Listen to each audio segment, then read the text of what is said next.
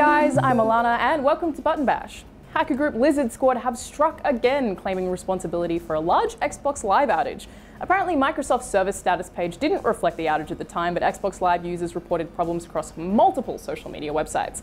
Lizard Squad, who are now at Lizard Patrol on Twitter, posted a tweet simply saying Xbox Live #offline, followed by, "That's a small dose of what's to come on Christmas, #Lizard Squad." Lizards sure do love their hashtags, being that they're so technologically advanced. It's a wonder they haven't yet discovered Google, which would tell them that the collective name for lizards is actually a lounge, and this is not the first time I've said this, but the fact they don't even realize that makes me wonder if this really is just a group of humans pretending to be lizards. It honestly seems much more likely, but I really don't have any proof, unfortunately, so I'm gonna have to give them the benefit of the doubt.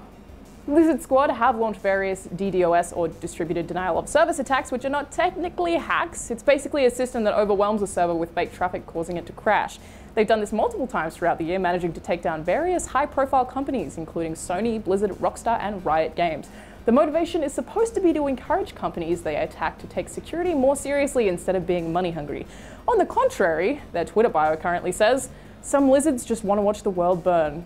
That certainly is a defining characteristic of many lizards I know. A bunch of pyromaniacs who really hate money-hungry video game publishers. Classic lizards. A fully sealed defective Samus Aran amiibo has sold on eBay for $2,500. The amiibo, which is essentially a small figure that can interact with certain Wii U games, features 2 arm cannons instead of 1 arm cannon, making it a likely extremely rare factory defect and a collector's item. It could even be one of a kind. The Samus amiibo was sold fully factory sealed in its original packaging and racked up a total of 75 bids before the auction ended.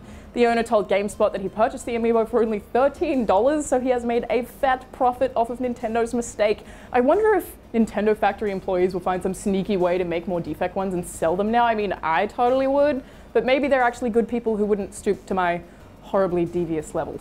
Nintendo have finally filed a patent that will emulate Game Boy, Game Boy Color, and Game Boy Advance games on mobile phones and even on planes. Can you imagine playing the original Pokemon games absolutely wherever you wanted to on your mobile phone? I can already see myself getting distracted and forgetting to get off trains at the right stop. Ah, good times. Regarding planes, this is specifically referring to those little display screens they have at the back of seats on certain flights that have movies and games on them.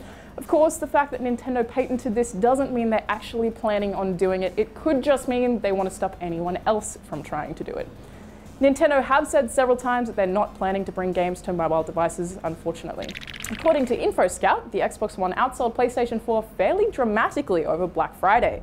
Their study concluded that the Xbox One made up 53% of all consoles sold in stores, with the PlayStation 4 coming in at 31% and the poor little Wii U at 6%. InfoScout actually organized the data by having 180,000 participants send in images of their receipts from Target, Walmart, GameStop, and more, which is an interesting technique. Apparently a total of 66% of sales came from people buying consoles for their children, but that was mostly in favor of the Wii U, with a full 92% of Wii U purchases being for kids.